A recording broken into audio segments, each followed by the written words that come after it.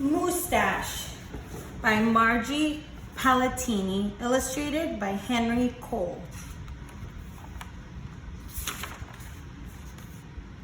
To my dear with the 5 o'clock shadow, MP.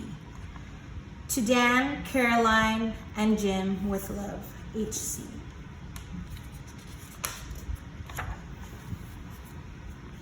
Moose had a problem, a horrible, hairy, prickly problem. It grew right below his nostrils and just above his upper lip. A moosetache. Now, not a few spare hairs or shy little stubble. No mere weak wandering whiskers on the upper lip of this moose. No siree. Moose had a big, bushy, bristly, mighty moosetache. But a moosetache that was a burly, surly, mangy mess. And it itched. A lot. Sure, he plucked, he tweezed, he even clipped, snipped, and teased. But his combs were still cowards and his brushes rebelled. His scissors simply surrendered. Moose was in a frizzy tizzy. The moosetache was completely crimping his style.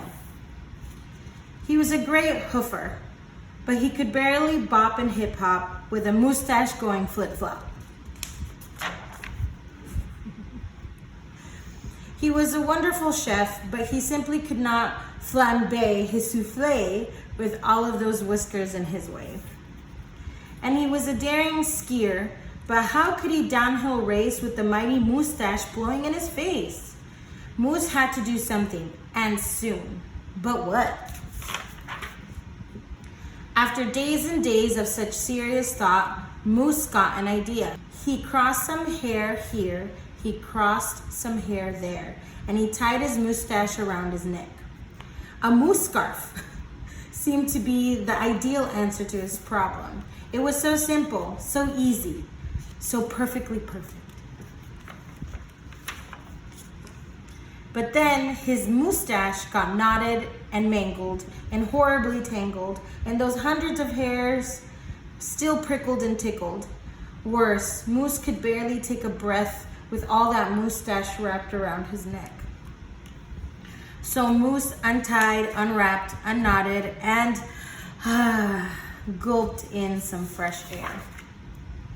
He got another idea. He parted some hair this way, he parted some hair that way, and he heaped all that moosetache on top of his head.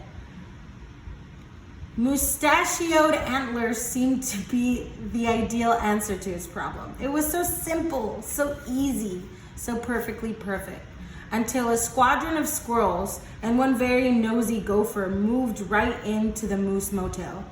They huddled and hoarded, furrowed in, burrowed out. Needless to say, it became quite crowded up there on Moose's head, and heavy and messy. And very, very noisy. The squirrely chitting and chatting, squeals and squawks woke Moose every morning before the crack of dawn. And that gopher was giving the Moose one hairy headache. Moose needed his sleep. He needed his rest. He needed his privacy. Moustachioed antlers? Nuts, said Moose.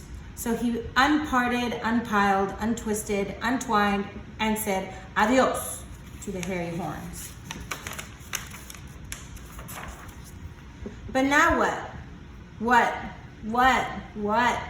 The miserable Moose took hold of a hunk of hair and wrestled with it. Then roped it, he tethered, tied, tamed, aha! A moose tail. Now that was so simple. That was so easy. That was not so perfectly perfect. Talk about a dizzy do. Moose didn't know if he was coming or going. Backward, forward, this way, that. He didn't know which ends was which. Moose had to bail on the tail. And so he thought and thought and thought some more, but no other idea was a worthy winner. Braids were a bother. A moosetache sweater? Too sweltering. Net? Not. Poor Moose. His problem was very terrible, unbearable. just downright sad. He felt so alone, he didn't know what else to do. Then, call it fate, call it destiny, it was probably dumb luck. But one day, Moose tripped on his Moosetache and just had no time to duck. Oomph! Pardon me, they both said as they bumped. Then they blinked and they stared, and their hearts went thump-a-thump. She was a moose with a bouffant so bodacious. She was a moose with a bouffant so bodacious, outrageous. Well, it was just plain old big. Hair after hair piled higher than high. A skyscraping dew of glorious curls, a tower of swirling twists and twirls. She was simply splendid, stupendous, absolutely superb. Of course, Moose had to ask how she did what she did to get such a dew. Miss Moose winked and then whispered, "Just a little glue." So she helped he fearlessly plunge a hoof into a fat pot of the white gooey goop, and carefully, oh so carefully, they glopped and they plopped. They pasted and they pressed, they coaxed and curled, every truly unruly wayward whisper. Around and around they tweaked and twirled those horrible hairs until Moose's once mangy mess was a wondrous winding wave of marvelous mustache. Moose gazed in the mirror and smiled, a broad, moosey smile. He was so happy, so glad, just giddy with glee.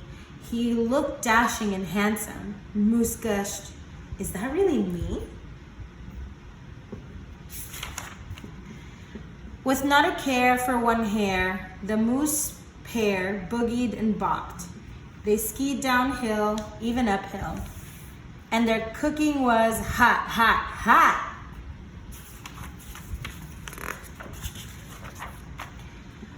Of course, it wasn't long after that Moose and his Moosetache and his beautiful bride fox-trotted and tangoed and waltzed down the aisle. Good hair days, bad hair days. They vowed to love and to cherish, and with hearts heaped with love and pots filled with goop, they both sighed, "I do," glue, and promised to never part. It was so simple, so easy, so perfectly perfect. And it stuck. The end.